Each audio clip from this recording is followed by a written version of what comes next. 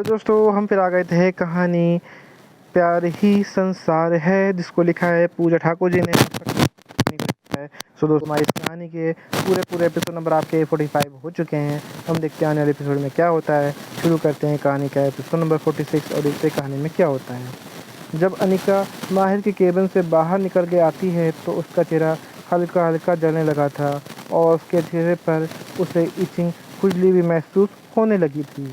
अनिका अपने चेहरे को खुजलाना तो नहीं चाहती थी, लेकिन उसे अपने चेहरे पर खुजलाने बिना रहा ही नहीं जा रहा था।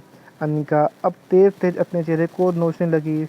उसे अपने चेहरे पर अजीब सी जलन और सनसनाहट फील हो रही थी। वो जल्दी से भागकर कार में बैठ गई और अपने घर की तरफ रवाना हो गई।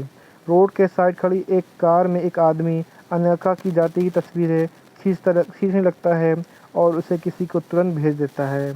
यहाँ केबिन में माहिर और रोली काफ़ी देर से शांत खड़े थे और एक दूसरे से बिल्कुल भी बात नहीं कर रहे थे। उन दोनों को समझ ही नहीं आ रहा था कि बोले तो क्या बोले। माही ने देखा कि रोली का चेहरा तो शर्म के मारे बिल्कुल टमाटर के जैसे लाल हो चुका है और इस वक्त रोली माहिर को पहले से भी ज़्यादा प्यारी लग रही थी। माहिर से तो अब और रहा ही नहीं जा रहा था। थोड़ी देर पहले रोली और माहिर के बीच जो कुछ हुआ था वो सोच के माहिर काफ़ी खुश था। वो दोबारा रोली के करीब आना चाहता था, लेकिन इन दोनों के बीच की ये खामोशी ना तो रोली तोड़ पा रही थी और ना ही माहिर। लेकिन फिर भी माहिर ने आगे बढ़ के रोली से पूछ ही लिया, ये क्या था रोली? क्या क्या था? माहिर, वही जो तुमने अभी अभी किया था मेरे साथ। रोली, मैंने क्या किया? कुछ भी तो नहीं। अब माहिर रोली को थोड़ा छेड़ने के मूड में आ चुका था। अच्छा, तुमने कुछ नहीं किया तो फिर जो तुमने मेरे इससे पहले माहिर आगे कुछ बोल पाता। रोली अपने हाथ को माहिर के मुंह पर रख देती है। माहिर अपने होठों से रोली के हाथ को महसूस कर पा रहा था। माहिर को रोली का हाथ बिल्कुल उसके गालों के जैसे लग रहा था और माहिर की दिल की धड़कनें बढ़ने लगी थी। माहिर ने रोली का हाथ पकड़ के कहा, उसे अपनी तरफ खींच लिया। रोली माहिर की इस हरकत के लिए तैयार नहीं थी और वो सीधा माहिर की बाहों में आके गिरी। माहिर ने अपने दोनों हाथों को रोली की कमर पे चारों तरफ सपोर्ट पर रखा। माहिर इस वक्त रोली के इतने करीब था कि रोली माहिर की आंखों से अपनी लंबी लंबी पलकें भी गिन सकती थी। माहिर की आंखें काफ़ी नशीली थीं। रोली तो बस माहिर की आंखों में ही कहीं खो गई। इस वक्त रोली और माहिर दोनों ही की सांसें एक दूसरे से मिल रही थीं। रोली को भी अब बुरा हाल हो रहा था। उसकी दिलों की धड़कनें भी बढ़ने लगी थी। रोली ने कभी भी ऐसा कुछ महसूस नहीं किया था जैसे वो अभी महसूस कर रही थी। वो माहिर से दूर होना चाहती थी और उसके करीब भी रहना नहीं चाहती थी। वो उसके करीब और दूर दोनों रहना चाहती थी। फिर भी रोली ने खुद को कंट्रोल किया और माहिर से दूर होने की कोशिश करने लगी। लेकिन अब माहिर रोली को दूर नहीं होना चाहता था। ये पहली बार था जब रोली ने खुद को आगे बढ़कर माहिर को किस किया था, तो फिर अब माहिर कैसे पीछे हट सकता था। रोली, माहिर जी, ये आप क्या कर रहे हो? छोड़े मुझे, कोई आ जाएगा। माहिर, डोंट वरी रोली, ये मेरा केबिन है। यहाँ मेरी परमिशन के बिना सिर्फ तुम ही ऐसे आ सकती हो और कोई नहीं। रोली तंज भरते हुए, इसका मतलब उस अनिका को आपने ही अपने केबिन में बुलाया था? माहिर ने सोचा नहीं था कि रोली ऐसे अनिका का जिक्र छेड़ देगी। माहिर रोली को अपनी सफाई देते हुए बोला, माहिर, नहीं, मैंने उसे नहीं बुलाया था। मैं तो यहाँ था भी नहीं जब वो खुद ही मेरे केबिन में आ गई थी और उसने ही मुझे पीछे से गले लगाया था। मैं तो ऐसा कुछ करने की सोच भी नहीं सकता था।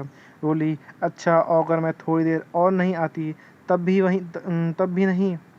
माहिर, बिल्कुल भी नहीं। वो तो मैं उसे धक्के मार कर अपने केबिन से बाहर निकालने वाला था, लेकिन उससे पहले तुम आ गई और तुमने मुझे। रोली जानती थी कि माहिर इसके आगे क्या बोलने वाला था। रोली बात को बदलना चाहती थी, इसलिए रोली ने माहिर की से कंपनी के काम का जिक्र करना चाहा।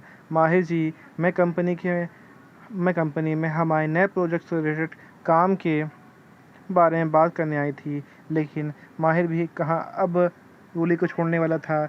माहिर, मैं भी तो काम ही कर रहा हूँ। पहले तो तुम मेरा ध्यान काम से हटाती हो। एक मिनट, पहले तो तुम मेरा काम एक पहले तो तुम मेरा ध्यान काम से हटाती हो और अब तुम सोचती हो कि तुम मुझसे बच के निकल जाओगी।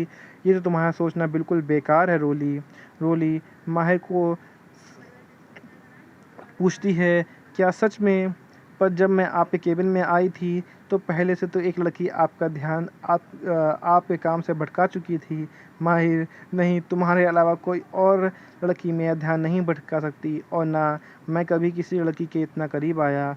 सिर्फ तुम ही हो जो मेरे इतने करीब आ पाई हो और मुझे पहली बार किस किया है। रोली को यह बात सुनकर काफ़ी खुशी महसूस हुई, लेकिन वो माहिर को यह सब ज़ाहिर नहीं होने देना चाहती थी। रोली, तो आपने कभी किसी लड़की को किस नहीं किया? माहिर, मैंने कभी किसी गैर लड़की को किस नहीं किया। रोली, झूठ। तो फिर आप जो सुबह सुबह उठकर मुझे किस करते हो उसका क्या?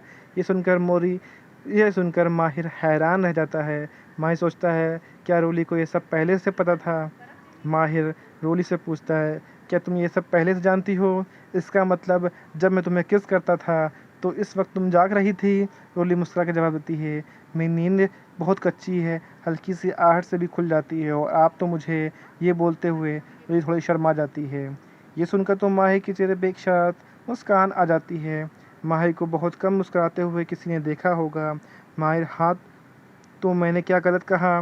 मैंने कहा कि मैं किसी गैर लड़की को किस नहीं करता, पर तुम तो मेरी वाइफ हो ना, और अगर तुम्हें मेरे किस करने से कोई प्रॉब्लम होती तो मुझे पहले ही रोक देती, लेकिन तुमने कभी मुझे रोका नहीं। इसका मतलब मेरा तुम्हें किस करना तुम्हें भी अच्छा लगता है, और अभी अभी तो तुमने अनिका से कहा था कि मैं तुम्हारा पति हूँ, तो अगर तुम्हारा पति तुम्हें किस करे तो इसमें गलत क्या है? माहिर, जब मैं तुम्हें किस कर रहा था तो तुमने भी तो उसे रिजेक्ट नहीं किया। ये बात माहिर ने रोली के कान में कही थी। माहिर की गर्म सांसें जैसे रोली के कान में पड़ती हैं तो उसका बदन सहर उठता है। रोली आगे कुछ बोलना चाहती थी लेकिन बोल ही नहीं पाती, क्योंकि रोली अभी भी माहिर की बाहों में कैद थी। अब माहिर ने भी सारी झिझक छोड़कर रोली को अपने और करीब करके ले आया और फिर अपने होठ उसके माथे को चूमता है। माहिर के होठ रोली के माथे से लेकर गालों तक आ रहे थे और जैसे जैसे माहिर अपने होठों को रोली के होठों की तरफ बढ़ाने लगता है और जैसे ही रोली और माहिर एक बार फिर एक दूसरे को किस करने वाले ही थे कि तभी किसी ने माहिर के केबिन का डोर नॉक करना शुरू कर दिया। माहिर एक बार फिर चिढ़ गया। इसे बाहर खड़े इंसान को बहुत गुस्सा आ रहा था। उसे इस वक्त ही मिला था यहाँ आने का। ऐसा लग रहा था कि आज सारी दुनिया रोली और माहिर के बीच दीवार बन के खड़ी हो। जैसे ही माहिर का ध्यान रोली से हटा, वैसे ही रोली ने खुद को माहिर से दूर कर दिया। रोली और माहिर दोनों के कपड़े थोड़े ख़राब हो चुके थे और उनके बाल भी थोड़े बिखर गए थे। कोई अगर उन्हें इस हालत में देख लेता तो साफ समझ जाता कि थोड़ी देर पहले इन दोनों के बीच में क्या हो रहा था। रोली तुरंत माहिर के केबिन से अंदर चली रूम में भाग जाती है। माहिर भी खुद को ठीक करके अंदर आ जाओ कह कर अपने कुर्सी पर बैठ गया। उसका मन तो नहीं था इस वक्त काम करने का, लेकिन फिर भी उसे इस वक्त काम ही करना था। जैसे ही केबिन का दरवाज़ा खुला, सामने खड़े इंसान को देखकर एक बार फिर माहिर का मूड ख़राब हो गया। आखिर किसने किया माहिर का मूड ख़राब? यहीं पे कहानी का एपिसोड नंबर आपका 46 कंप्लीट होता है। सो दोस्तों, आपको एपिसोड नंबर 46 कैसा लगा कमेंट करके ज़रूर बताइएगा। कहानी का कोई ऐसा अंश, ऐसा भाग जो आपको समझ में ना आया हो, आपको और पता लगा हो, तो भी हमें कमेंट करके ज़रूर बताइए। कहानी अच्छी लगी तो इसको लाइक कीजिएगा, शेयर कीजिएगा, चैनल को सब्सक्राइब कर लीजिएगा ताकि आपको हमारे आने वाली अगली वीडियो तक आसानी से पहुंच सके। सो दोस्तों, हम फिर मिलेंगे एक नए वीडियो के साथ, एक नए एपिसोड के साथ। तब तक के लिए मुझे इजाज़त दीजिए। धन्यवाद दोस्तों।